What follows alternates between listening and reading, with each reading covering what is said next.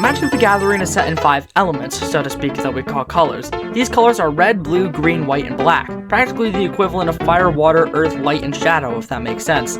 Each color has a unique identity that sets it apart from other colors. Red is aggressive, green offers massive creatures, blue revolves around countering what your opponent plays, white offers wider boards, and black goes around sacrifice. And you can play these colors in decks combining colors and therefore playstyles, but we're not going to get into that right now. There are many ways to play Magic, and we call these formats, and for the sake of this video, I'll be operating under the rules for the standard format. In standard, your deck must be at least 60 cards, and you cannot have more than 4 of one card, and if you're playing best of 3, then you would also need a sideboard, an additional 15 cards to swap out with your main deck if needed, and keep in mind that these rules apply in MTG Arena and in real life play. Now let's learn about card types. Lands are, simply put, cards you need to play other cards. You can tap these for mana, pay to have certain effects, or of multiple colors. Sorceries are spells of sorts, but can only be played during your 2 main phases. Instants are the same thing, except if you have the mana for it, then you can cast it on your opponent's turn. Creatures are the things you summon to attack and block with to win the game, obviously. Enchantments are things you put on creatures, or just generally on the field to offer an advantage, and artifacts are things that can alter the game by tapping them, paying and tapping them, etc. Before we get into the turn structure, there are 2 things I must explain, and the first being keywords. Some creatures have keywords that act as abilities, so I'll explain the most important of them now. Haste means a creature can attack the turns it is summoned, because without this ability, creatures cannot attack the turn they are summoned.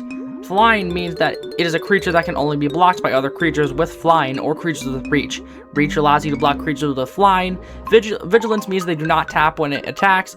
Tap will be explained later. Lifelink means upon dealing damage, you gain life equal to the damage dealt. Ward means there's an additional cost to target them with a spell. Trample means excess damage is dealt to the opponent once blocked. First Strike means that damage is dealt first with a creature with First Strike. Double Strike means it attacks twice. Menace means it can only be blocked by 2 or more creatures. And Death Touch means that any non-zero damage dealt to attacking or blocking creature automatically destroys the creature attacked / blocked by the creature with Death Touch. Now for some light vocabulary. Tap means to put the card on its side, so it can't be used. You tap lands to play cards, and you tap your creatures to attack.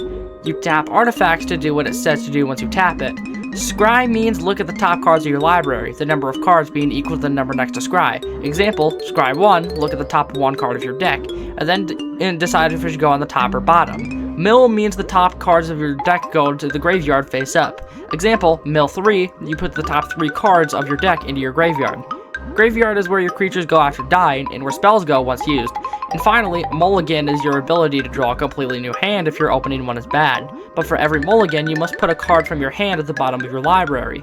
For example, the hand size is 7, and you cannot have more than 7. If you do, discard down to 7 at the end of your turn. But if you mulligan twice, 7 minus 2 equals 5, so you must have an opening hand of 5 cards instead of 7 because you took 2 mulligans. Now we get to the fun part, how to play the game. Each player has 20 life, and the objective is simple: deplete your opponent's total life to 0. You start by untapping anything you haven't tapped in your previous turn, creatures, lands, the whole shebang. Then you have the upkeep step, which exists purely because of some creature enchantment or artifact triggers. Unless there is something that says you must do something during your upkeep, then you can ignore the step and then you draw a card. Unless you go first, then you do not draw a card.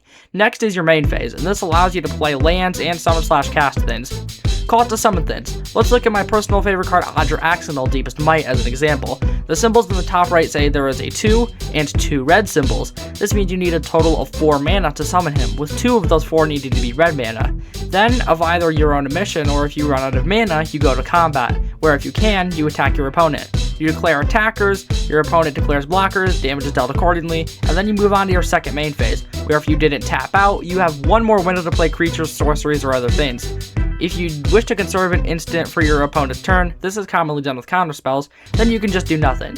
And then there is your end step, where just like upkeep, certain effects trigger during the end step, and then your opponent does their turn, rinse and repeat until one player is drained of their 20 life.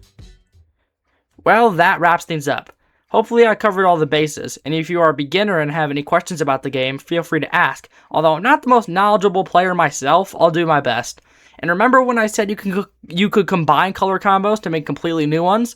Well, in one's own opinion, some combos are better than others, and I ranked all 10 color pairings in Magic in this video right here, and YouTube thinks you would like this video. Thanks for watching, subscribe, like, blah blah blah. Never forget that Odger Axonal is watching you.